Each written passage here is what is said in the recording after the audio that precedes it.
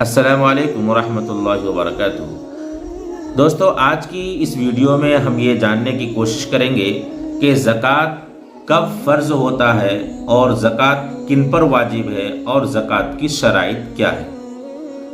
تو سب سے پہلے ہم یہ شروع کرتے ہیں کہ زکوٰۃ کب فرض ہوتا ہے۔ فرضیت زکوٰۃ کے لیے صاحب نصاب کا ہونا شرط اول ہے۔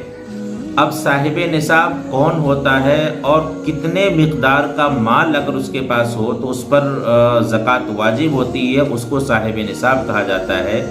شریعت نے جو مقدار متعین کی ہے وہ یہ ہے کہ اگر ایک شخص صاحب نصاب یعنی کسی ایک شخص کے پاس 7.5 تولہ سونا یا 52.5 تولہ چاندی یا ان دونوں کو ملا کر کے کسی ایک کی مقدار کو وہ مال پہنچ جائے، 7.5 تولہ سونا ہو یا 52.5 تولہ چاندی ہو، یا اگر چاندی نہیں ہے تو سونا ہو جو 7.5 تولہ کے مقدار ہو، یا اگر سونا نہیں ہے تو چاندی ہے، یا سونا اور چاندی کم ہے لیکن دونوں کو ملا کر کے کسی ایک کے مقدار کو پہنچ جاتا ہے، یعنی سونا اور چاندی کم ہے لیکن دونوں کو جب ملا لیتے ہیں تو چاندی کے مقدار کو وہ مال پہنچ جاتا ہے، تو اب آپ صاحب نصاب ہوئے، اب آپ پر زکوٰۃ واجب ہے۔ اب آ جائیے زکوٰۃ کے وجوب کے لیے شرط کیا ہے۔ وجوب زکوٰۃ کے لیے شرط ہے حولان حول، یعنی اس مال پر پورے سال کا گزرنا شرط ہے۔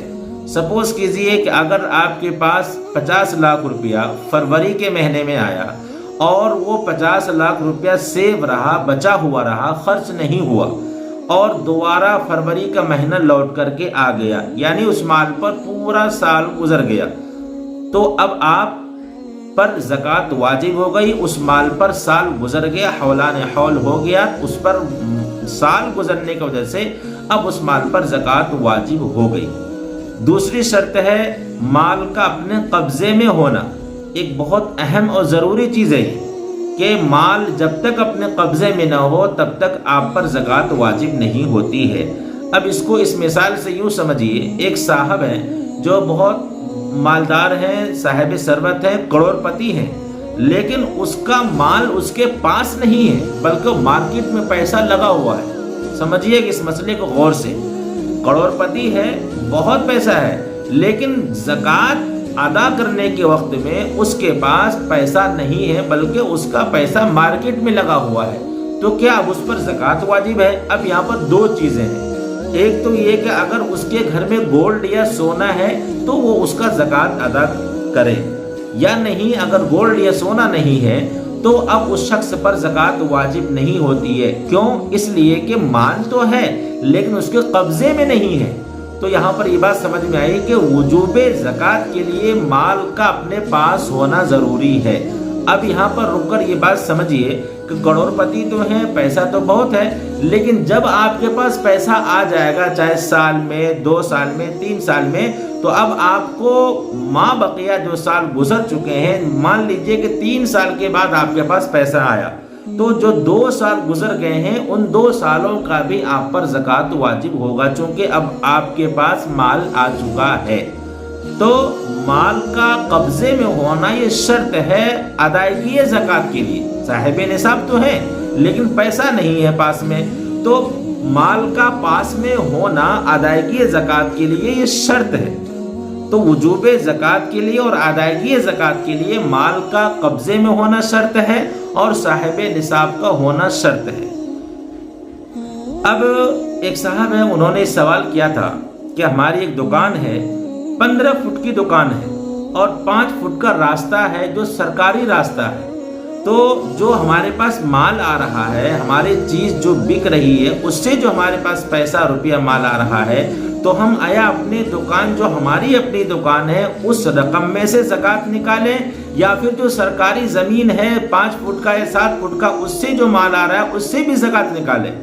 دیکھیے، زکوٰۃ کے ادائیگی کے لیے مال کا منجمد ہونا یہ شرط نہیں ہے، یعنی مال کا ایسا مال ہو جو منجمد نہ ہو بلکہ وہ مال اثاثہ ہو، یعنی جس سے ہمیں نفع مل رہی ہے، चूँकि दुकान के बाहर जो चीज़ लगी है वो आप ही की है, दुकान के अंदर जो चीज़ लगी वो भी आप ही की है। चाहे दुकान आपकी हो या 5 फुट का रास्ता सरकारी, उस पर आपने अपना सामान लगाया हो, लेकिन चूँकि कीमत आ रही है उस चीज़ से, तो असासे पर ज़कात वाजिब है। यानी समन पर, जो चीज़ है आपके पास उस पर ज़कात वाजिब है। जो सवाल ये कर रहे हैं या जो समझ रहे हैं कि हमारी दुकान तो 15 फुट की है, उससे जो हमारे पास पैसा आएगा उस पर ज़कात वाजिब है, नहीं, बल्कि ज़कात के लिए असासा होना शर्त है, और असासा वो आपकी चीज़ है, आपकी चीज़ बिक गई है, अब आप उससे ज़कात अदा कर सकते हैं। दूसरी और अहम ज़रूरी बात यह है कि जैसे प्रॉपर्टी है उस पर ज़कात वाजिब है या नहीं है। अगर वो प्रॉपर्टी आपने बेचने की नीयत से ली है, मुनाफे की नीयत से ली है, तो जब वो प्रॉपर्टी बिकेगी उस पर ज़कात वाजिब होगी। जो मुंजमद माल होता है उस पर ज़कात वाजिब नहीं होती। मान लीजिए एक मशीनरी है, सामान बनाने की चीज़ें हैं, कंप्यूटर वगैरह है, दिगर चीज़ें हैं, तो उस चीज़ पर ज़कात वाजिब नहीं है, बल्कि उससे जो मुनाफा मिल रहा है, उससे जो पैसा आ रहा है, और वो पैसा 1 साल रह गया, उस पर हौलान हौल हो गया, जो ज़कात के शराइत है, तो उस आने वाली अशिया पर ज़कात वाजिब है, आने वाले कीमत पर ज़कात वाजिब है, चीज़ों पे ज़कात वाजिब नहीं है। दूसरी बात यह है कि जो ज़रूरियाती ज़िंदगी से ज़ायद जो चीज़ें हैं, उससे जो मुनाफा मिल रहा है उसमें ज़कात वाजिब है। एक और बात यह है कि जैसे एक मकान है जो अपनी ज़रूरत के लिए है, लेकिन एक मकान है जिससे किराया आ रहा है, तो किराया आने वाले मकान पर, यानी उस किराए पर ज़कात वाजिब है। तो आज की वीडियो में आपको ये बात समझ में आ गई होगी कि वजूबे ज़कात के लिए निसाब का मिक़दार होना ज़रूरी है, यानी साहिबे निसाब होना शर्त है, और अदायगी ज़कात के लिए माल का काबिज़ होना, यानी माल पर कब्ज़ा होना शर्त है। अगर आपके पास माल नहीं है उस वक्त में ज़कात आप पर वाजिब नहीं है। लेकिन अगर घर में गोल्ड है, सोना वगैरह है, और वो सोना उस मिक़दार को पहुंच जाता है, तो उस पर ज़कात वाजिब है। अगर आपको बात पूरी समझ में आ गई होगी तो कमेंट बॉक्स में बताएं, और नहीं सवाल समझ में आया और कोई बात समझ में नहीं आए तो आप कमेंट बॉक्स में हमसे सवाल कर सकते हैं। इस तरह और भी दीगर दीनी मालूमात ज़कात से मुताल्लिक, रोज़े से मुताल्लिक या फसाद सौम से मुताल्लिक, जिस तरह से भी आप सवाल करना चाहते हैं हमारे कमेंट बॉक्स सवाल कर सकते हैं। इंशाअल्लाह आपको मुदल्लल और मुफस्सल जवाब दिया जाएगा। अस्सलामु अलैकुम व रहमतुल्लाहि व बरकातुहू।